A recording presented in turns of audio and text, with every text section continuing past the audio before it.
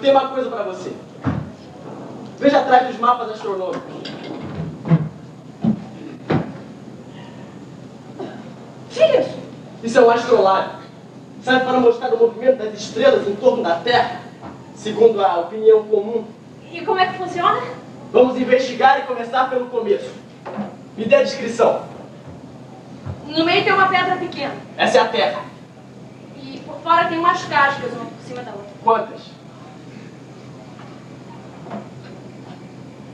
8. 8. São as esferas de cristal. E tem umas bolinhas pregadas nas cascas. Essas são as estrelas. Com uns nomes pintados.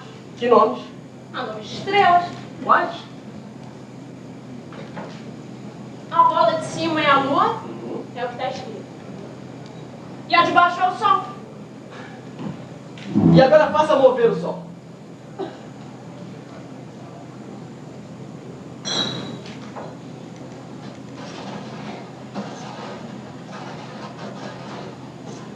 É bonito.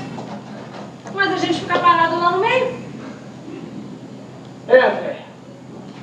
E foi justamente isso que eu senti quando eu vi essa coisa pela primeira vez.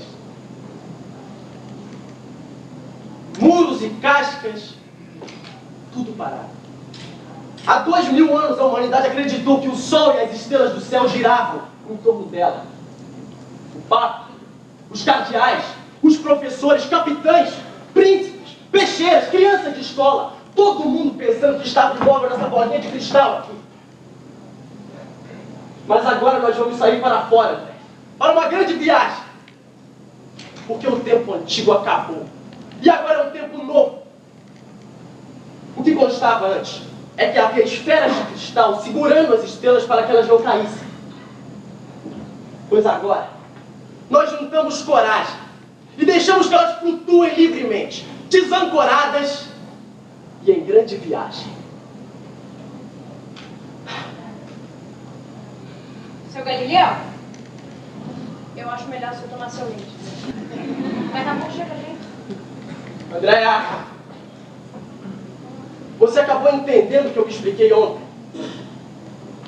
Do quê? Do que térmico e da rotação? Uhum. Não. Mas, seu Galileu, como é que você quer que eu entenda? É muito difícil, eu não fiz 11 anos ainda, eu só faço em outubro. Mas eu quero que também você entenda, André.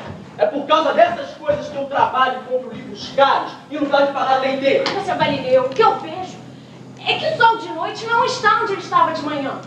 Portanto, ele não pode estar parado nunca e jamais. Você vê, André? O que é que você vê? Você não vê nada. Você arregala o seu olho e arregalar no olho não é ver. Senta aqui.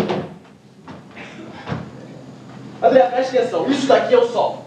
Certo? Aonde está o sol? À sua direita ou à sua esquerda? À minha esquerda. À sua esquerda. Como fazer para passá-lo para a sua direita? O senhor pega a bacia e bota na direita, claro. E não tem outro jeito? Não.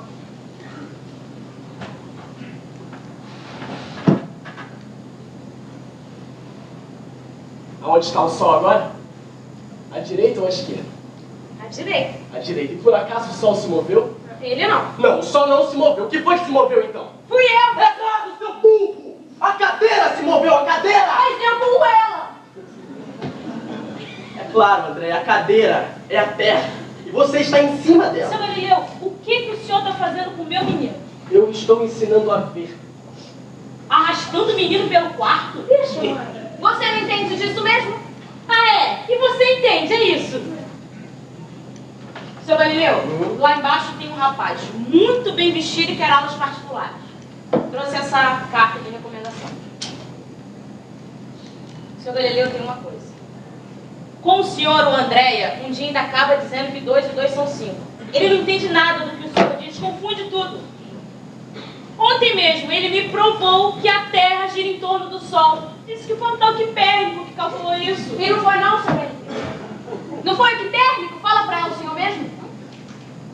Seu Galileu, é verdade que o senhor ensina essas bobagens pro menino? Seu Galileu, se o Andréia chega na escola e fala uma coisa dessas, Os padres vêm atrás de mim dizendo que ele está falando coisas contra a religião. Você tinha que ter vergonha de ensinar uma coisa dessas pro menino, hein? Dona Sati, com base em nossas pesquisas, e depois de violentíssima disputa, André e eu fizemos descobertas que não podemos mais ocultar ao mundo. Começou um tempo novo, Dona Sati. Começou uma nova era. Uma era em que viver será um grande prazer, Dona Sati. Tá bom, seu Galileu. Só espero que nessa nova era a gente tenha dinheiro para pagar o leiteiro. O senhor olha bem a carta desse rapaz e não manda esse embora também. Vai, Dona Sati, vai. Deixa ao menos terminar com o meu leite, vai. Alguma coisa ontem nós sempre compreendemos, hein? Mas eu só falei pra ela se espantar, porque está errado. A cadeira, senhor Galileu. O senhor pegou e virou assim, ó. E não assim. Porque senão eu cairia dela. E aí ficaria provado que se a terra girasse, como o senhor diz, eu cairia dela. E isso é que é. Mas André, se eu lhe demonstrei... Mas eu aprendi. Essa noite eu aprendi. Que toda noite eu ficaria pendurado de cabeça para baixo se a terra girasse como o senhor diz. Isso é um fato. André, isso daqui é a terra, tá? E você está em cima dela. E agora a terra gira. E agora eu tô embaixo.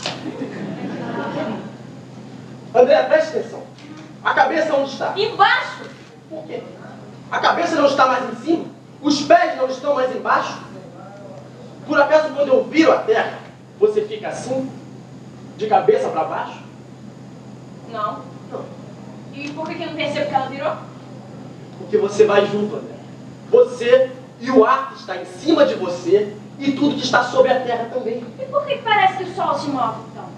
Porque embaixo de você sempre vê a terra, que te acompanha, e por isso parece que ela não se move.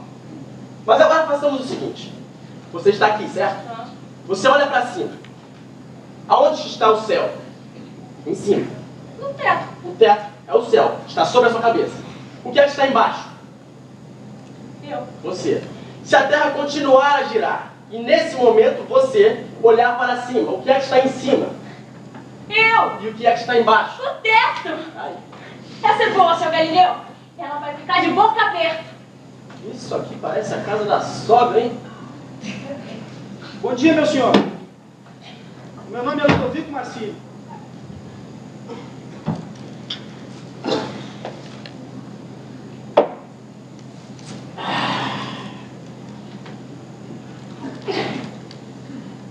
O senhor esteve na Holanda? Onde eu ouvi falar muito do senhor. E a sua família tem propriedade na campanha? A minha mãe queria que eu me arejasse um pouco. Visse o que se passa pelo mundo. Essas coisas. E lá na Holanda o senhor escutou dizer que aqui na Itália, por acaso, lhe faço eu? E como minha mãe deseja que eu me oriente um pouco nas ciências. Aulas particulares, 10 estudos por mês. Muito bem, senhor.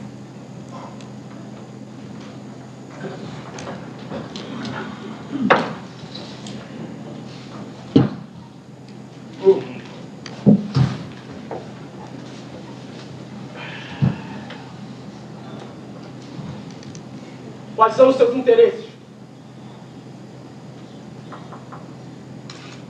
Cavalos.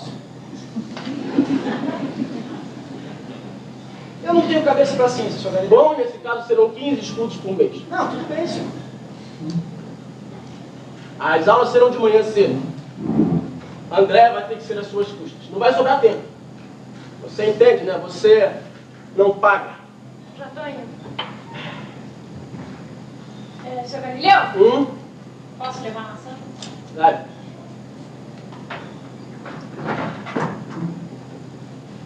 O senhor vai precisar ter paciência comigo, senhor Galileu. Principalmente porque nas ciências, tudo é diferente do que manda o bom senso. O senhor veja, por exemplo, esse tubo estranho que estão vendendo em Amsterdã. Eu examinei com cuidado. Um canudo de couro verde, com duas lentes, uma assim e a outra assim. Eu ouvi dizer que uma aumenta e a outra diminui. Qualquer pessoa razoável pensaria que se compensa. Errado. O tubo aumenta as coisas. 5 vezes. Isso é que é ciência. E o que é que esse tubo aumenta 5 vezes? Torres de igrejas, pombas. tudo que estiver longe. E o senhor mesmo viu essas coisas aumentadas? Sim, senhor. E o tubo tinha 2 lentes. Ele era... assim? Exatamente. De quando é essa invenção? Quando eu saí da Holanda, acho que não tinham menos uns dias de venda. Bom, e por que é que precisa ser a física e não a criação de cavalos? A minha mãe acha que um pouco de ciência é necessário. E também o senhor sabe, hoje em dia, todo mundo toma o seu vinho com ciência. Ah, mas o senhor poderia escolher uma língua morta ou teologia. É muito mais fácil. Bom, nos veremos na terça-feira de manhã. Obrigado.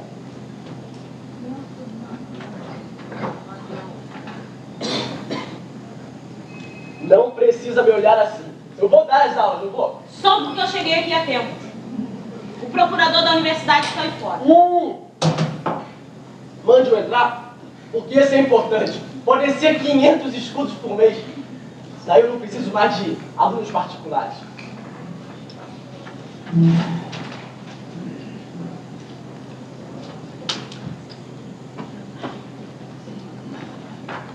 Seu Galileu,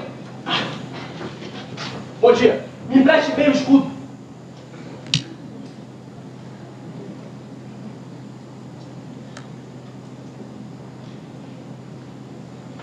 Dona Sartre, a senhora mande Andréia, o oculista, para comprar 2 lentes para mim, certo? As medidas estão aqui.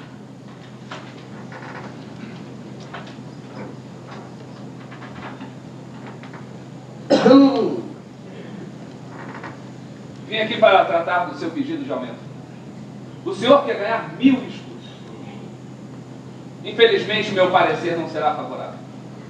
O senhor sabe que os cursos de matemática não garantem frequência na universidade. A matemática, por assim dizer, não é uma arte nutritiva. Não que a república não a tenha mais alta quanto.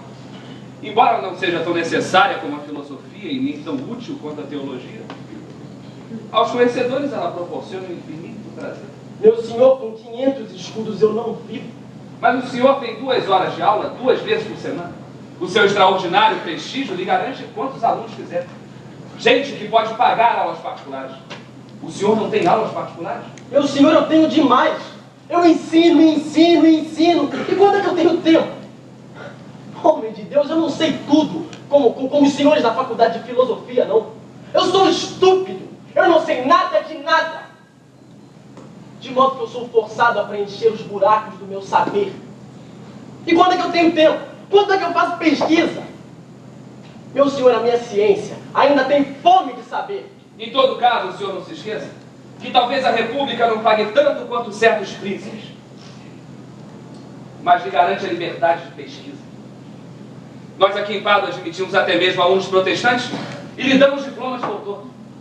Quando provaram, senhor vereador, que Cremonini dizia coisas contra a religião, nós não só não entregamos a Inquisição, como aumentamos o salário dele. Até na Holanda se sabe que Veneza é a república em que a Inquisição não manda.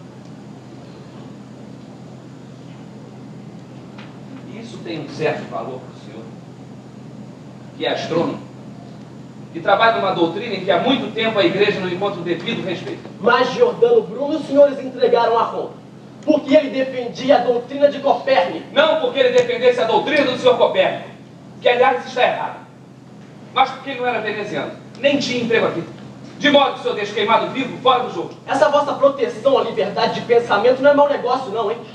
Vocês sugerem que, noutra parte, a Inquisição reina e queima e arranjam assim professores bons e mal pagos. Isso é injusto, Brasil. Injusto. De que lhe vale o seu tempo livre? O seu tempo de pesquisa? Se um monge ignorante da Inquisição for livre também de proibir as suas ideias.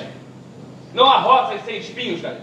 E não há príncipes sem monges. E de que adianta a pesquisa livre sem o tempo livre para pesquisar? E com os resultados, o que acontece? Quem sabe se um belo dia o senhor não pega essa pesquisa sobre a lei de queda dos corpos, mostra para os cavalheiros do seu conselho e pergunta se isso aqui não vale uns escudos a mais. Vale infinitamente mais, senhor. Infinitamente não, senhor! 500 escudos! Vale escudos somente o que rende escudos.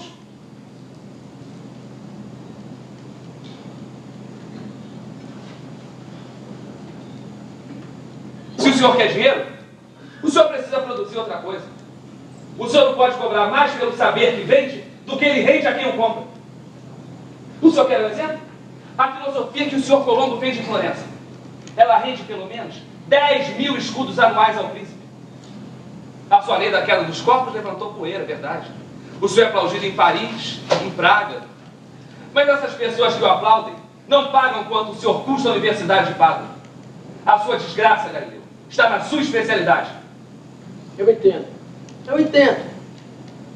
Liberdade de comércio, liberdade de pesquisa, liberdade de comerciar com a pesquisa, é isso? Que maneira de ver as coisas. O senhor me permita dizer que eu não entendo bem essas suas ironias. Eu não vejo por que desprezar a prosperidade comercial da nossa república. E como procurador da universidade que sou, há muitos anos, não acompanho também essa sua maneira, digamos, frívola, de falar da pesquisa. O senhor considera a situação lá fora? Pense no chicote que escraviza a ciência em certas cidades. Nessas cidades, eles estão rasgando os couros dos velhos livros para isso. Para fazer chicotes. Não interessa o jeito que a pedra cai, e sim o que Aristóteles escreveu a respeito. Os olhos a gente tem só para ler. Para que estudar aquela dos corpos, se só conta o jeito de cair de joelhos? Agora, no outro prato da balança, coloque a alegria infinita com que a nossa república acolhe as suas ideias, por mais ousadas que sejam. Aqui o senhor pode trabalhar, o senhor pode pesquisar. Ninguém pediu seus passos, ninguém o oprime. Os nossos comerciantes que lutam contra a concorrência florentina sabem quanto vale um pano de melhor qualidade. E, em consequência, ouvem-no com simpatia quando o senhor reclama uma física melhor. Aliás, a própria física deve muito ao clamor por um terno melhorado. Os nossos cidadãos mais eminentes vêm visitá-lo. Pedem que lhes demonstre suas novas descobertas. Gente cujo tempo é precioso. Aqui nenhum incompetente lhe cria dificuldades. Admita, Galileu, que aqui o senhor pode trabalhar. Como não? E quanto às condições materiais, o senhor faça outra coisinha bonita, como aquele seu compasso proporcional. Aquilo é uma besteira. O senhor chama besteira uma coisa que encantou e espantou os cidadãos mais eminentes. E rendeu o dinheiro à vista. É, de fato é milagroso, Brio. Mas em todo caso o senhor me fez pensar. Talvez eu tenha uma coisinha do gênero que possa me interessar. É? Seria a solução? Ah, meu caro Galileu, todos nós sabemos que o senhor é um grande homem. Grande, mas insatisfeito, se me permite dizer. Sou insatisfeito, sim, senhor. Mais uma razão para vocês me pagarem melhor se fossem um pouquinho mais inteligentes. Pois eu estou insatisfeito comigo mesmo. Mas ao contrário, vocês fazem de tudo para que eu fique insatisfeito com vocês. É verdade, meus senhores de Veneza, que eu gosto de aplicar o meu engenho no vosso famoso arsenal, nos estaleiros da fundição de canhões. Aquele arsenal põe questões à minha ciência, que a levariam muito mais adiante. Mas vocês me impedem de especular. Vocês amarram a boca ao boi que está trabalhando. Eu tenho 46 anos e não fiz nada que me satisfizesse. Nesse caso, eu não vou incomodá-lo mais. Obrigado.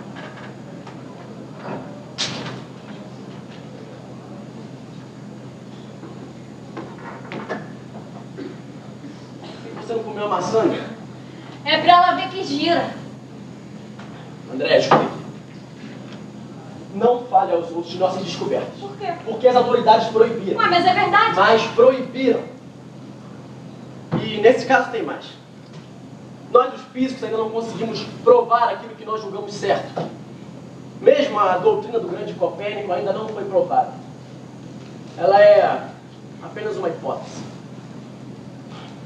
Me dê as lentes. O meio escudo não deu. Eu tive que deixar meu casaco de pinhão. Você vai passar o inverno sem casaco?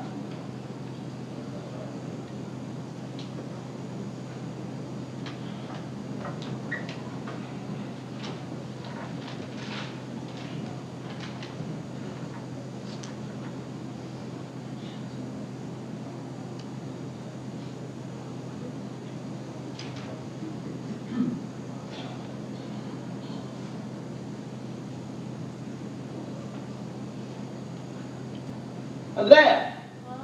Eu vou olhando aqui. Virgem Maria, chegou tudo perto. O sino do campanário. Pertinho. Dá até para ler as letras de cobre. Graças a Deus. Isso vai nos render 500 escudos.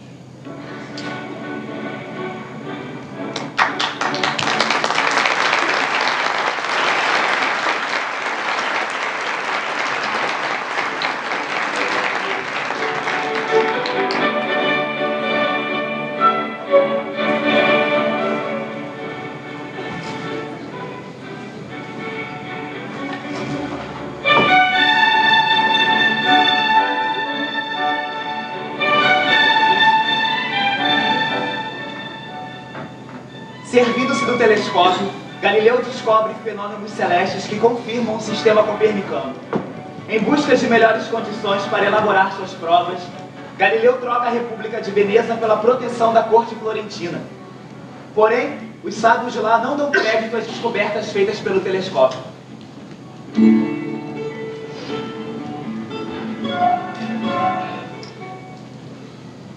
Alteza, tenho a felicidade de expor em vossa presença e aos senhores do vosso conselho as inovações mais recentes. Como vossa Alteza certamente sabe, nós astrônomos encontramos grandes dificuldades em nossos cálculos, pois nos baseamos no sistema muito antigo, que está de acordo com a filosofia, mas infelizmente não parece estar de acordo com os fatos. Se os senhores estiverem de acordo, poderíamos começar examinando os satélites de Júpiter, as estrelas feitiçeiras. Por favor, sentar aqui. Obrigado, meu filho. Mas eu receio que isso tudo não seja tão simples. Antes de aplicarmos o seu famoso telescópio, nós gostaríamos de ter o prazer de uma disputa. Assunto: é possível que tais planetas existam? Uma disputa formal. Eu acharia mais simples os senhores olharem pelo telescópio para terem certeza. Por favor. Claro, claro. O senhor naturalmente sabe que, segundo a concepção dos antigos, não é possível que uma estrela gire em volta de um centro que não seja a Terra? Assim como não é possível uma estrela no céu sem suporte? Sei. E mesmo sem considerar a possibilidade de tais estrelas, que ao nosso matemático parece duvidosa, eu gostaria de lhe perguntar, com toda a modéstia, como filósofo, seriam necessárias tais estrelas? Divina Aristóteles, Se universo... fosse possível, eu preferia que continuássemos na língua comum. O meu colega, Sr. Federzoni, não entende o latim. É importante que ele nos entenda? É. O senhor me perdoe, mas eu pensei que ele fosse o seu operário oculista. O senhor Federzoni é um operário oculista. E é também um estudioso. Obrigado, meu filho. Se o senhor Federzoni insiste... Sou eu que insiste. O argumento perderá em brilho, mas a casa é sua.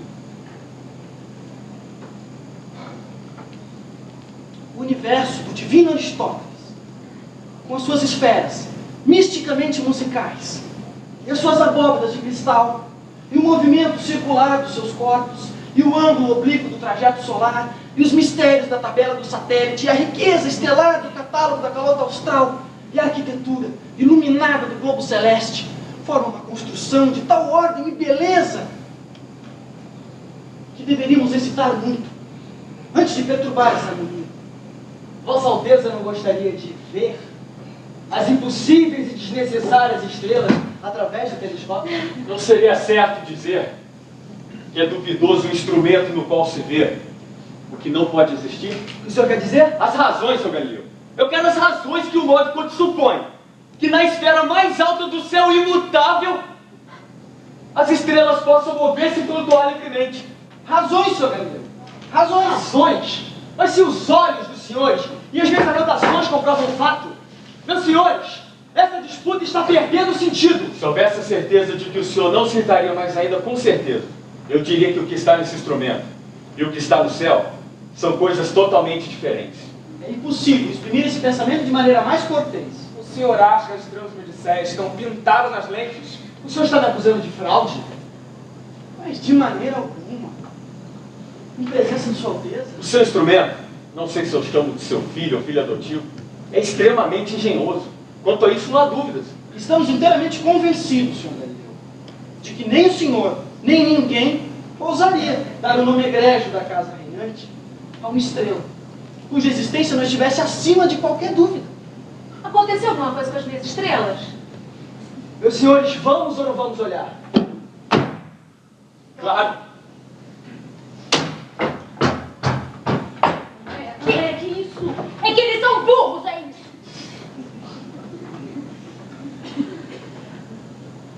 Pobre criança. Enfim, o que adianta dançar sobre ovos? Mais cedo ou mais tarde, seu Galileu se habituará aos fatos. A esfera de cristal seria furada pelos planetas de Júpiter. É simplíssimo. O senhor não vai acreditar. As esferas de cristal não existem. Existem! Qualquer manual ensina isso, meu rapaz! Então vamos escrever lá os manuais, meu senhor. Alteza, o meu ilustre colega e eu estamos apoiados em nada menos do que na autoridade do divino Aristóteles, nele mesmo. Senhores, a fera autoridade de Aristóteles é uma coisa, os fatos que são tangíveis são outra. Os senhores dizem que, segundo Aristóteles, há esferas de cristal lá no alto, que, portanto, há movimentos que não são possíveis, porque as estrelas seriam obrigadas a quebrar as esferas. Muito bem. E se os senhores puderem constatar esses movimentos? Isso não indicaria aos senhores que essas esferas não existem? Meus senhores, eu lhes peço com toda a humildade que acreditem nos seus olhos. Meu caro Galileu, por mais antiquado que pareça ao senhor, eu tenho o hábito de ler Aristóteles. E eu lhe garanto que acredito nos meus olhos quando leio. Eu já me acostumei a ver como os senhores de todas as faculdades fecham os olhos aos fatos, fazendo de conta que não houve nada. Eu mostro as minhas observações, eles sorriem.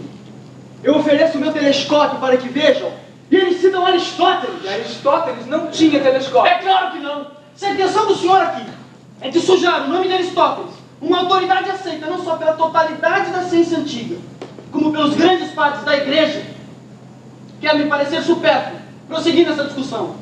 Eu recuso discussões que não têm um objetivo concreto. Para mim chega, a verdade é filha do tempo e não da autoridade.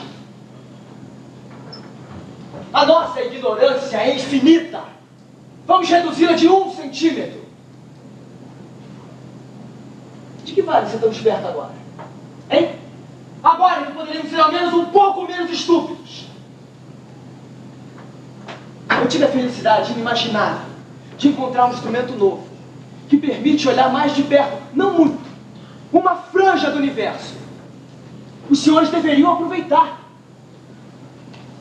Alteza, meus senhores, o que eu me pergunto é onde iremos chegar.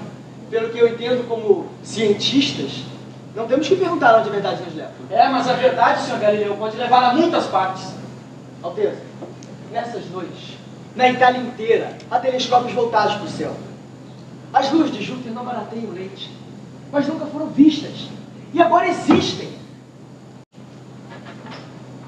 O homem simples da rua conclui que poderiam existir muitas outras coisas também se ele olhasse melhor, se ele percebesse melhor.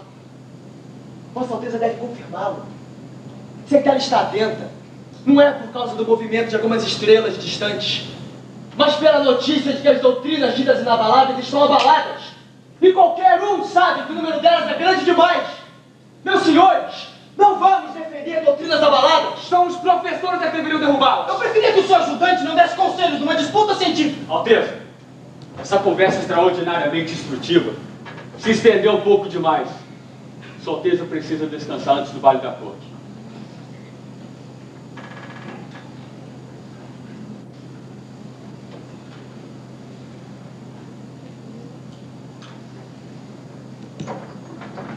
Alteza, aceita uma rosquinha?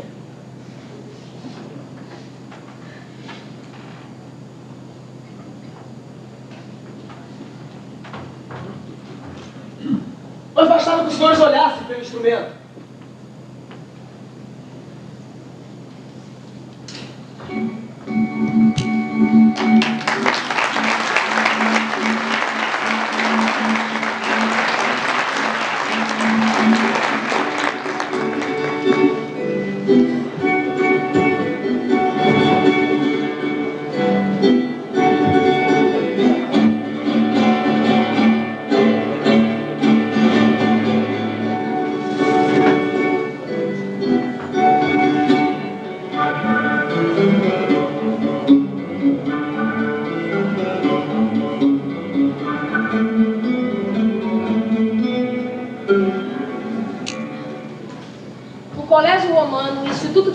do Vaticano confirma as descobertas de Galileu, mas a Inquisição proíbe a doutrina de Copérnico.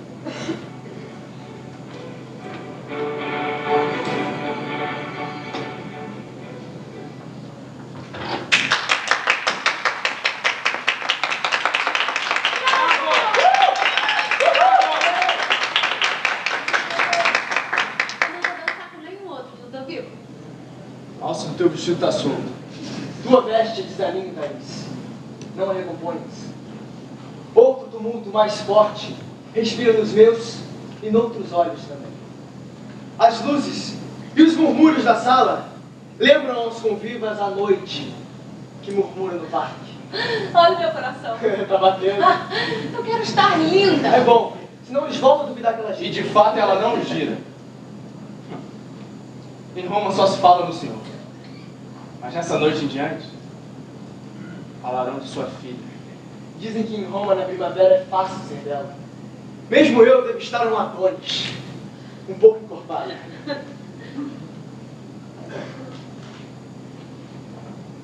Eu tenho que esperar o seu cardeal aqui. Entre, vamos se divertir. Pai, o cabeleireiro da vida do triunfo me passou na frente de 4 senhoras assim que eu cheguei, porque ele reconheceu o seu nome. Dá licença.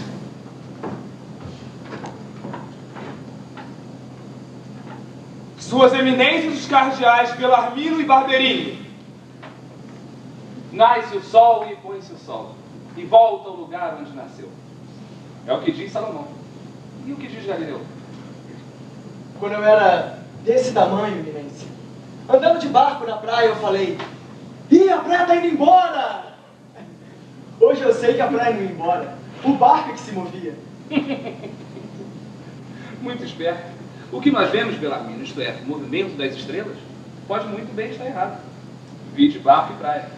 Agora, o que está certo, isto é, o movimento da Terra, este nós não podemos perceber. É bem achado. Mas as luas de Júpiter são duras de roer para os nossos astrônomos. Infelizmente, eu, no outro tempo, também estudei um pouco de astronomia. Isso pega pior do que sabe. Vamos marchar com os tempos, Barberini. Se os mapas celestes, que dependem de uma hipótese nova, favorecem a vida dos nossos navegantes, eles é que usam os mapas. O que nos desagrada são doutrinas que tornem errada a Sagrada Escritura. O senhor pense um pouco. Para dar sentido a um mundo como esses, obviamente abominável, quanto estudo, quanto esforço não gastaram os padres da igreja e tantos outros depois deles? O senhor pense nos donos de terra, que mandam tocar a chicote os camponeses pelos campos. E pense na estupidez desses pobres seminus que em troca lhes beijam os pés. É uma vergonha. Na minha viagem para cá, nós atribuímos a um ser supremo a responsabilidade pelo sentido desses fatos, que nós não logramos compreender, que constituem vida.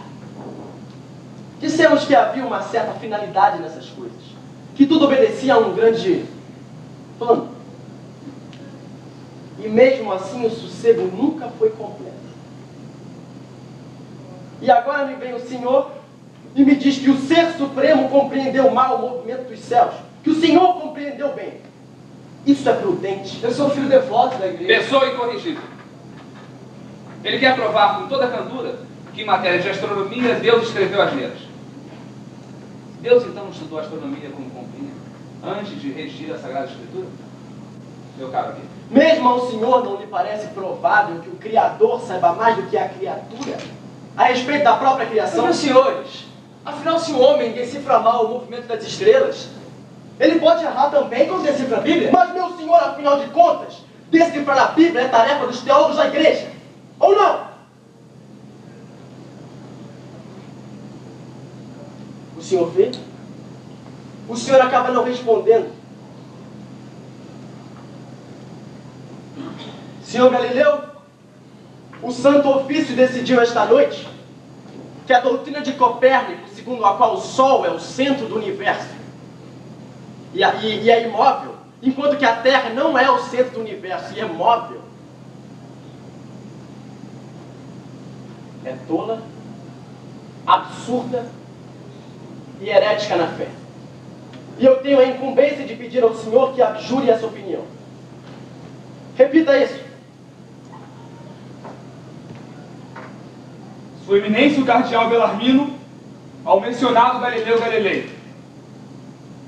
O Santo Ofício decretou que a doutrina de Copérnico, segundo a qual o Sol é o centro do universo e é imóvel, enquanto a Terra não é o centro do universo e é móvel, é tola, absurda e herética na fé. Eu tenho incumbência de pedir ao Senhor que abjure essa opinião. O que isso quer dizer? Mas e os fatos? Pelo que eu entendi, os astrônomos do planeta romano aceitaram minhas observações com expressões do mais profundo reconhecimento. E fazem grande honra ao Senhor. E as fases de Vênus? Os satélites de Júpiter? O Santo Ofício decidiu sem levar em conta estes detalhes. Isso quer dizer que o futuro da pesquisa... Está em perfeita segurança, Senhor Galileu. Isso em conformidade com o pensamento da Igreja, segundo o qual nós não podemos saber, mas podemos pesquisar. Mesmo a mencionada doutrina, o Senhor é livre de lidar com ela, Senhor Galileu, em forma de hipótese matemática. A ciência é filha legítima e muito amada da Igreja. Nenhum de nós acredita seriamente que o Senhor queira solapar a confiança. A confiança se perde quando é muito exigida. Pois sim. O Senhor não põe fora a criança com água do banho. Nós também não a pusemos.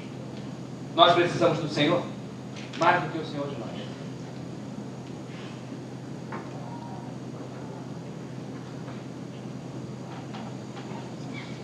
Eu estou ansioso por apresentar o maior matemático da Itália ao comissário do Santo Ofício, que tem grande honra pelo Senhor.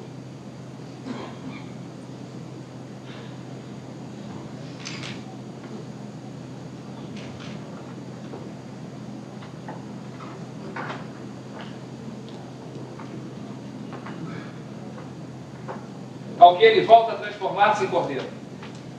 Aliás, o cara amigo também deveria estar usando um disfarce. Por exemplo, o judeu bem pensante. É minha máscara que hoje me permite um pouco de liberdade. Num carnaval deste, pode ser que eu murmure. Se Deus não existisse, seria preciso inventá-lo. Bem, vamos repor as nossas máscaras.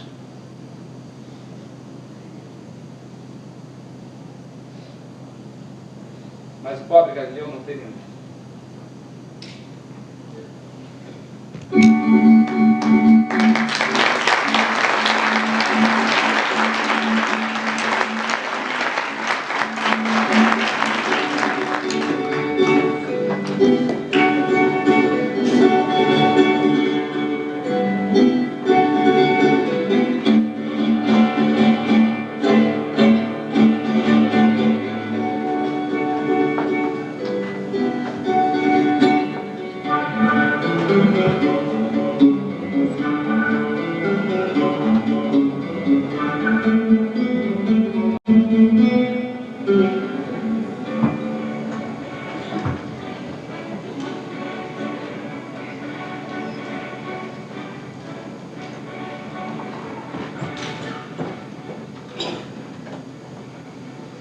Após 8 anos de silêncio, encorajado pela ascensão de um novo papa cientista, Galileu retoma suas pesquisas no campo proibido, as manchas solares.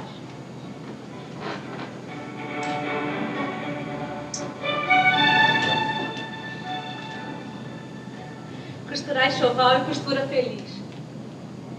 Esse aqui é para uma mesa grande, porque o Ludovico gosta de receber convidados.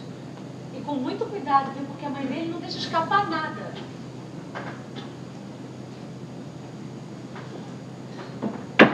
Ela não gosta dessas experiências do papai, nem o padre Cristóforo. Faz anos que ele não escreve mais livros, Virgínia. Acho que ele reconhece que se enganou.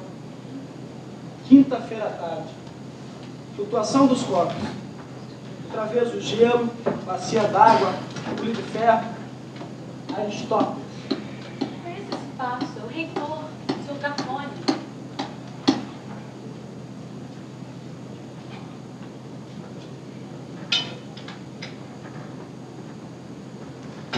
Do que se trata? Não sei. Demáculis insole. Sobre as manchas solares. Mais um. Ouça a dedicatória. A maior autoridade dos físicos vivos. Galileu Galilei.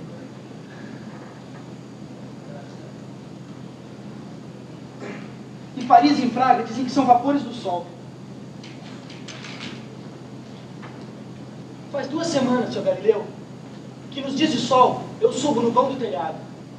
A rachadura das ripas deixa passar um raio muito fino e dá para apanhar a imagem do sol, invertida numa folha de papel. Eu vi uma mancha, do tamanho de uma mosca, borrada como uma nuvem, e ela muda de lugar. Por que não estudamos essas manchas, Sr. Galileu? Porque nós estamos estudando a flutuação dos corpos. Mas o cesto de roupas da minha mãe já não dá mais para as cartas. A Europa inteira pede a sua opinião. O seu prestígio cresceu tanto que o senhor já não pode calar. Roma deixou meu prestígio crescer porque eu me calei. Mas agora o senhor não pode mais dar o luxo de ficar calado, Sr. Galileu. Eu também não posso me dar ao luxo de ser assado no fogo como um presunto. Mas o senhor acha que as manchas têm a ver com esse assunto?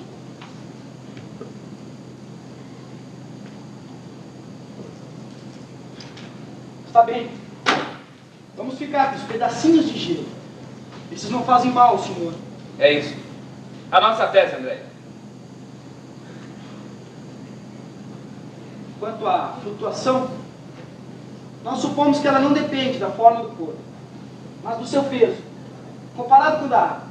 Se for mais leve, o corpo flutua. E se for mais pesado... Aristóteles, o que diz?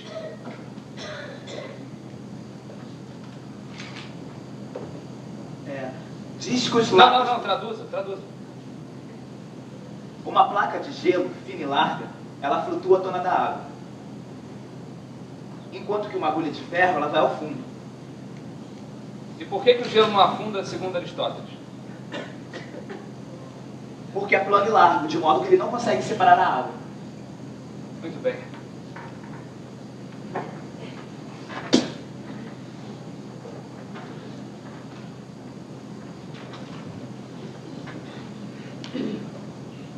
Eu pego um gelo e empurro até o fundo da bacia. Retiro a mão que eu pressionava. O que acontece? Ele volta a subir. Pelo visto, na subida ele é capaz de separar a água. Fulgêncio. Mas por que ele flutua? Ele é mais pesado do que água, porque ele é água condensada. E se fosse água rarefeita? Tem que ser mais leve que a água, senão não flutuaria. Como não flutua uma agulha de ferro. Tudo que é mais leve que a água flutua, e tudo que é mais pesado afunda, como queríamos demonstrar. Você precisa aprender a pensar com mais cautela. Me dê uma agulha de ferro.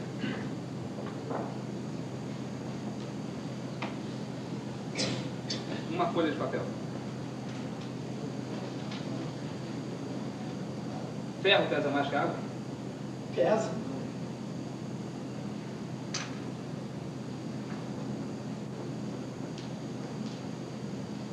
O que acontece?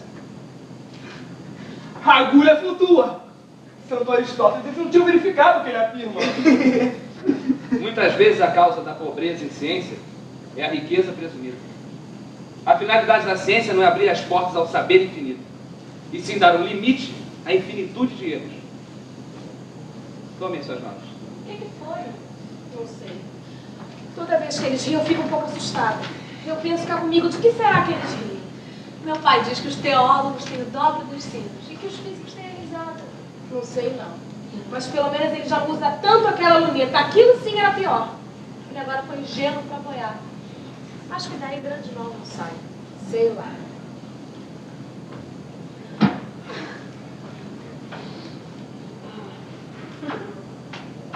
Por que você não me disse que vinha? Ah, eu tava aqui perto, visitando nosso guia Butioli. Aí não resisti e vim. Quem é? Ludovico. O senhor não está enxergando? Estou. Ludovico. Os cavalos, como vão? Vamos bem, meu senhor? Sarto, vamos festejar. Traga um vinho siciliano do velho. Você tá pálido, meu amor? A vida no campo vai lhe fazer bem. Mamãe espera em setembro. Espera um minutinho que eu vou te mostrar meu vestido de noiva. Sente-se. Por aqui, por favor. Obrigado.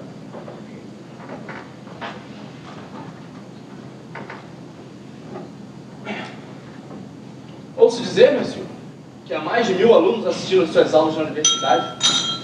Em que o senhor está trabalhando? No trivial.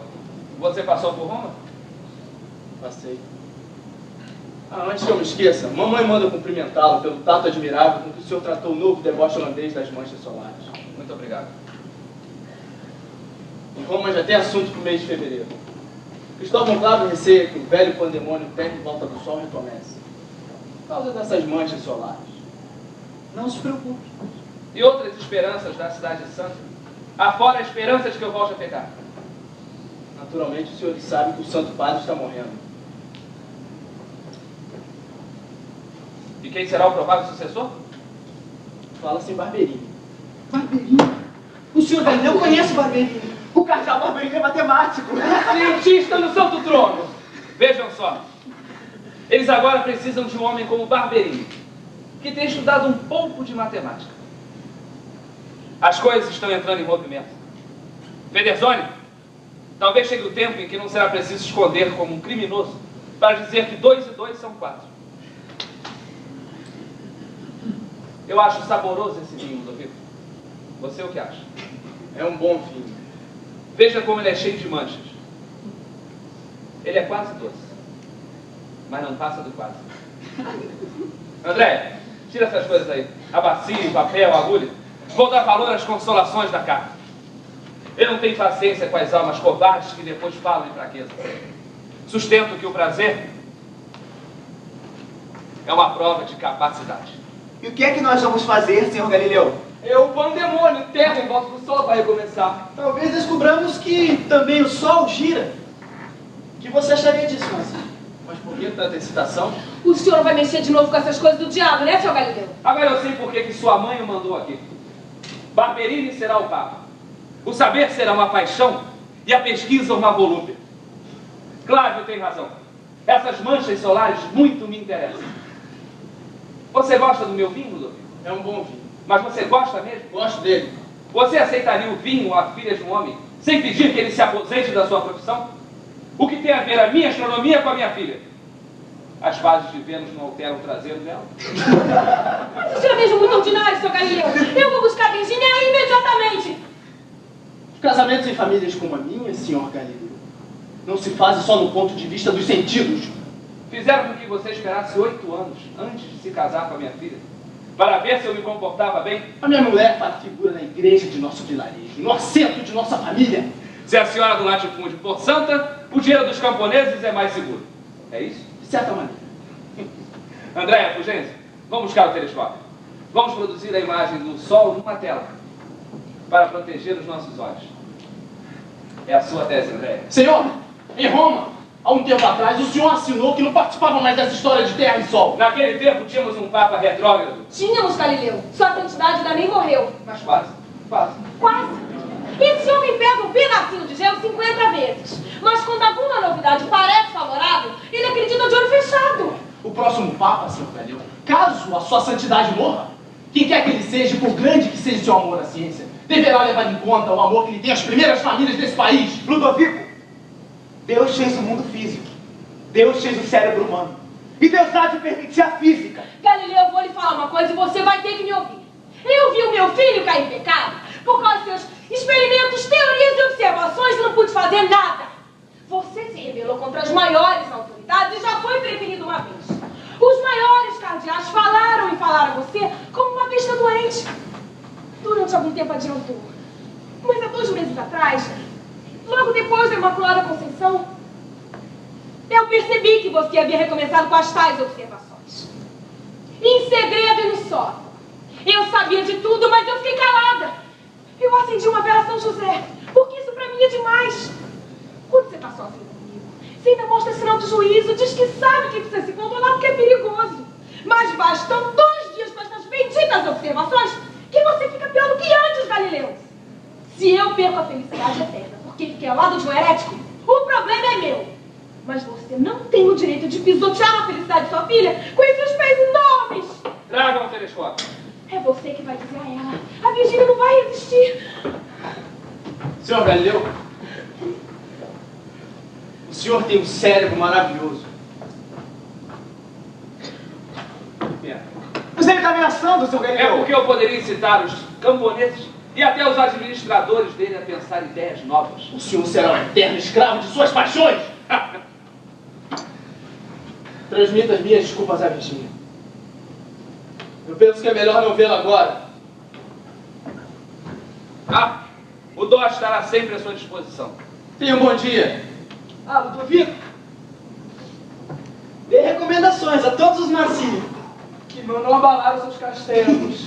E aos seis, aos Milani, que eu servi, aos Leque, e aos Filhone, que beijam os pés do Papa! Só se nos altos para pisar o povo! O novo Papa vai ser homem esclarecido, senhor Galileu. E assim partimos para a observação das manchas solares, que muito nos interessam, mas por nossa própria conta e risco, sem confiar em demasia na autoridade de um novo Papa. Tirem um pano do telescópio e apontem-no para o Sol. Eu sabia que o senhor tinha voltado a trabalhar. Eu percebi quando o senhor não reconheceu o Ludovico.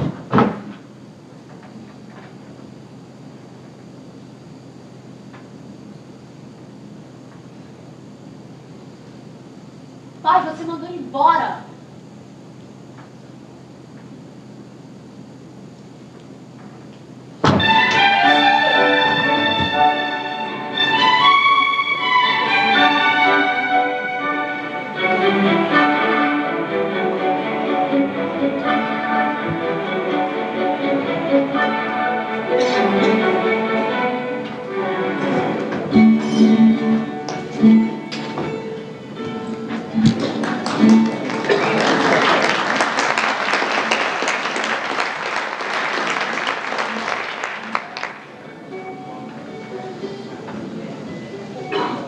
A Inquisição convoca a Roma agora Galileu, agora um cientista de reputação mundial.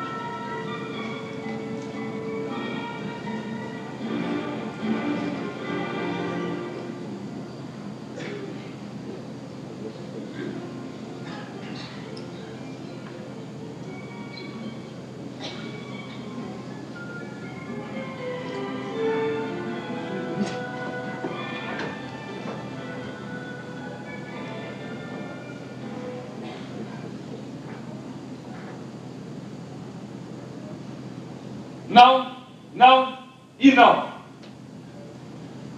Portanto, Vossa Santidade vai dizer aos doutores de todas as faculdades que estão se reunindo aqui, aos representantes de todas as ordens eclesiásticas e da totalidade do clero, que a Escritura não pode mais ser dita verdadeira.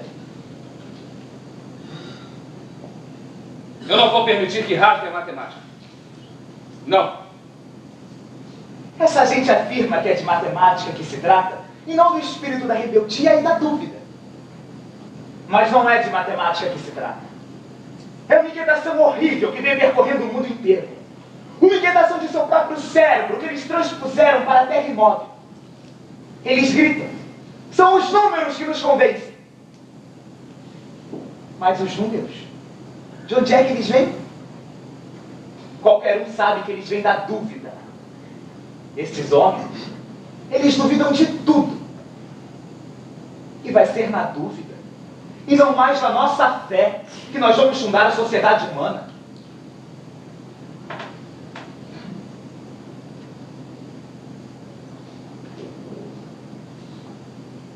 E agora, quando a peste, a guerra, a reforma, todas elas reduziram a cristandade a uns poucos restos, a Europa inteira é percorrida por um boato de que o Senhor é aliado secreto da Suécia luterana. E pior, para enfraquecer o imperador católico.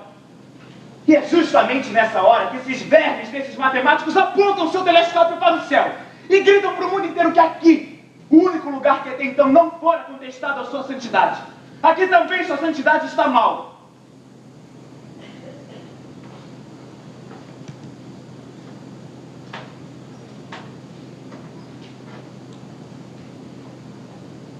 O que vai acontecer?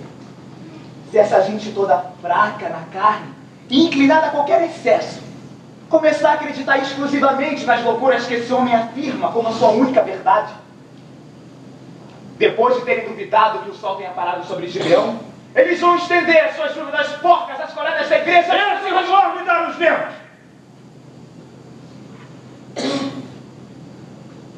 O senhor me perdoe. Talvez esses rumores falem melhor a sua santidade do que eu. Mas esses homens todos, quando eles se forem daqui, eles irão com a dúvida no coração. O homem é o maior físico do nosso tempo a nos deitar. Não é um confusionista qualquer. Ele tem amigos, Versalhes, a corte de Viena. Eu não quero que digam que a Santa Igreja é uma fossa de preconceitos apodrecidos. Não ponham a mão nele. Mas na prática não será preciso ir muito longe. Ele é um homem da carne. Ele vai ceder imediatamente. Ele conhece mais prazeres do que qualquer outro homem que eu tenha encontrado. Há um vinho velho, uma ideia nova. Ele não sabe dizer não. Eu não quero a condenação dos fatos da física. Não quero que gritem por aí a Santa Igreja para cá, a razão para lá. Eu permiti o livro dele, desde que no final ele dissesse que a última palavra não é a da ciência, sim a da fé. Ele cumpriu o trato. Mas de que maneira? No livro dele argumentam dois homens. Um estúpido, que naturalmente defende as ideias de Aristóteles. E o outro, inteligente, que também naturalmente defende as ideias do Senhor Galileu. E a palavra final? A palavra final está na boca de quem, sua santidade? Mais essa agora. Quem é que diz a nossa palavra? Não é o inteligente. É. Isso é uma impertinência. E essa balbúrdia no corredor? Será que veio o mundo inteiro aqui hoje? O mundo todo não. Mas a sua melhor parte.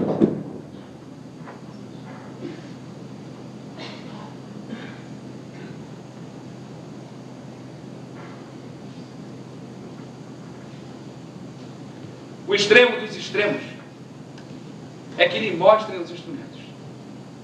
Vai ser suficiente, sua santidade. O senhor Galileu entende de instrumentos.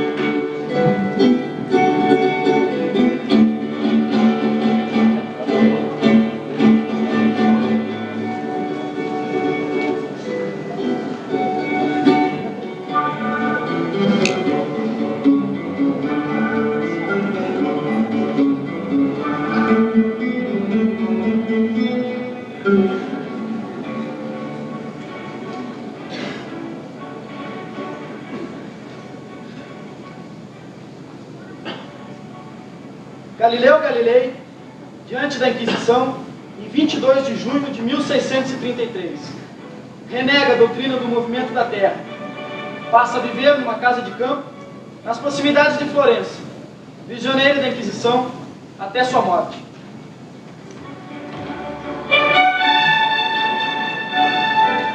Não. Risque tudo. Tudo? É, tudo depois de teologia.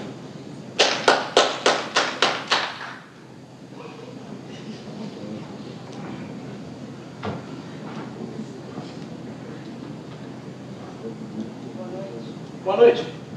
Eu estou aqui de passagem. Eu vou partir da Itália para trabalhar na Holanda. E me pediram que viesse vê-lo e levasse notícias dele. Eu não sei se ele quer ver. Você não veio mais? Pergunte a ele. Quem é? É André? É. Você quer que ele vá embora? Mande-me entrar.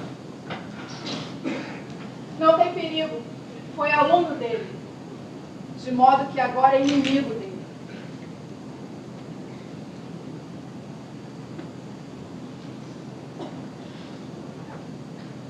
Deixe-me a sós com ele, Virginia. Eu quero ouvir o que ele conta. Chegue mais perto. O que você anda fazendo? Fale um pouco do seu trabalho. Eu ouvi dizer que é sobre hidráulica. Fabrício de Amsterdã manda perguntar como o senhor tem passado. Eu estou passando bem. Dão-me muita atenção. Direi a ele com prazer que o senhor está passando bem. Ele ficará satisfeito. E você pode informá-lo também de que vivo com devido conforto. A profundidade do meu arrependimento me valeu o favor dos meus superiores. Tanto que podem me permitir algum trabalho científico, em escala modesta e sob o controle eclesiástico. Pois não. Também nós soubemos que a igreja está muito satisfeita com o senhor. A submissão total surtiu efeito. É voz corrente em toda a Itália que a igreja está muitíssimo feliz, pois não apareceu obra alguma que afirmasse coisa nova desde que o senhor se retratou. Infelizmente, existem países que se furtam à tutela da igreja. Eu receio que nestes países se aprimorem as doutrinas condenadas. Também nestes países, a sua retratação causou um retrocesso agradável à igreja. É verdade. Descartes, nenhuma novidade. Paris, Alguma. Ele engavetou um tratado sobre a natureza da luz desde a sua retratação. eu me inquieto por conta de alguns cientistas, amigos meus, que induzi em erro. Será que eles não aprenderam com a minha retratação? Eu, para trabalhar em ciência, resolvi partir para a Holanda. Não permitem ao boi o que Júpiter não se permitiu. Entendo. Federzoni anda polindo lentes outra vez em alguma oficina de Milão. Ele não sabe o latim. Fulgêncio, o nosso pequeno monge, abandonou a ciência e voltou para o seio da igreja. Sei. E a minha recuperação espiritual? Os meus superiores a esperam para breve. O meu progresso é maior do que previsto. Louvado seja Deus. Vá ver os gansos, Virginia.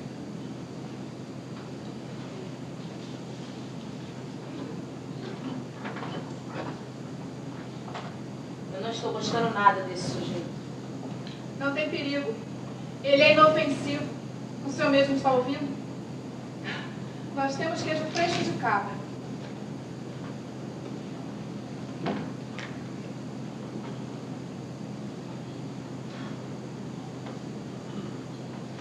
Bom, eu preciso viajar durante a noite para atravessar a fronteira pela manhã.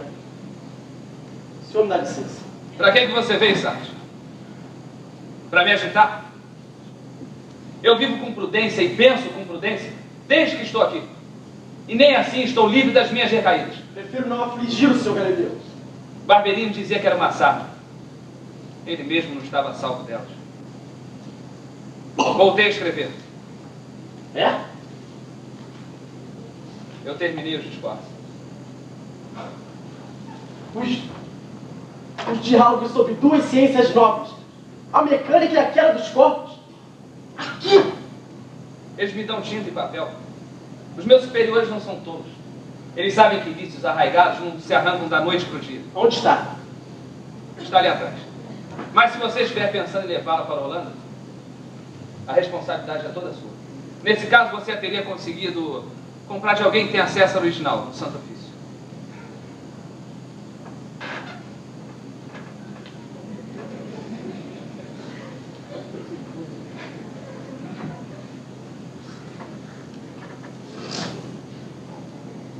O discurso. O meu propósito é tratar de uma ciência muito nova que fala de um assunto muito novo. O movimento. Eu precisava empregar o meu tempo em alguma coisa. Isso vai fundar uma nova física. Põe debaixo do casaco. E nós pensávamos que o senhor tinha se retratado. E a minha voz gritava mais alto contra o senhor. Mas era assim que devia ser. Eu lhe ensinei a ciência e eu abjurei a verdade. Seu Galileu, o senhor escondeu a verdade diante do inimigo. Isso muda tudo. É? Como homem da rua, nós gritávamos. Ele vai morrer, mas não renega jamais. O senhor voltou. Eu reneguei, mas vou viver. Nós dizíamos, as mãos dele estão sujas. E o senhor diz antes sujas do que vazias. Se o senhor tivesse queimado na fogueira, eles é que teriam vencido. Eles venceram. E não há obra em ciência que somente um homem pode escrever. Mas então por que motivo o senhor abjurou? Eu abjurei porque tive medo.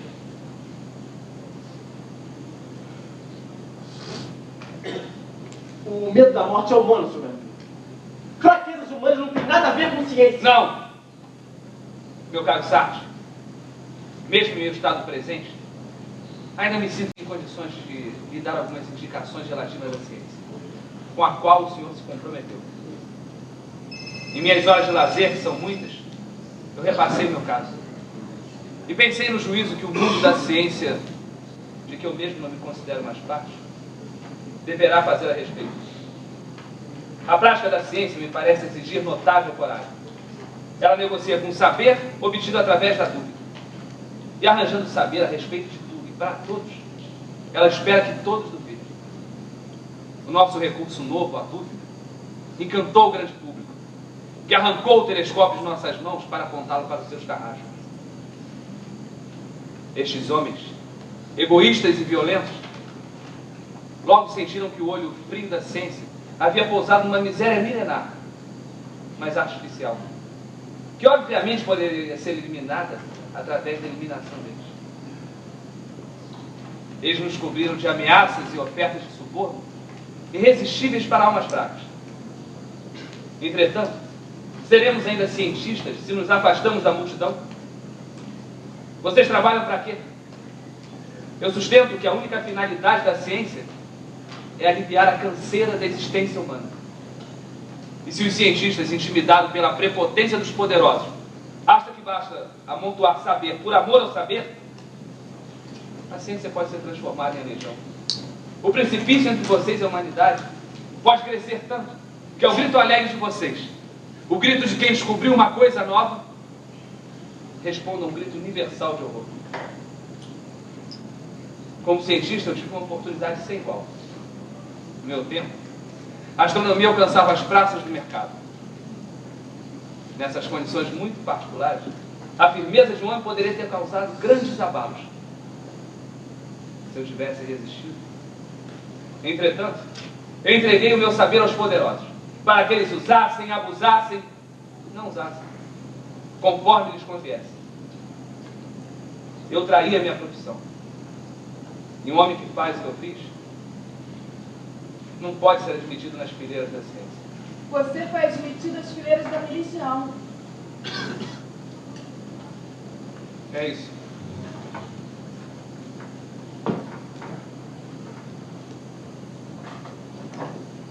Eu agora preciso comer.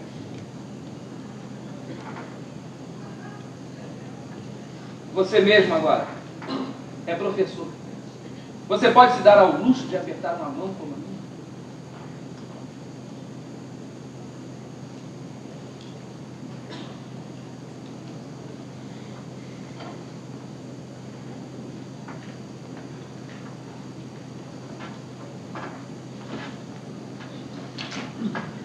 Alguém que passou por aqui trouxe uns gansos para mim.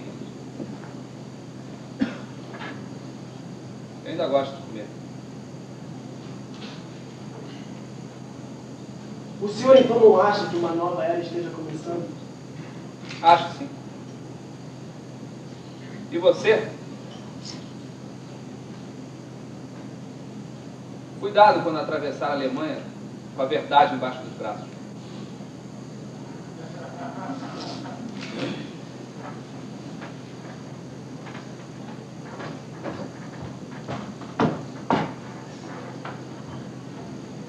Nós não gostamos de visitas do passado. Ele fica agitado. Esses gansos aqui de quem são? Você tem ideia? De Andréa não são. Talvez não. Mestre da noite?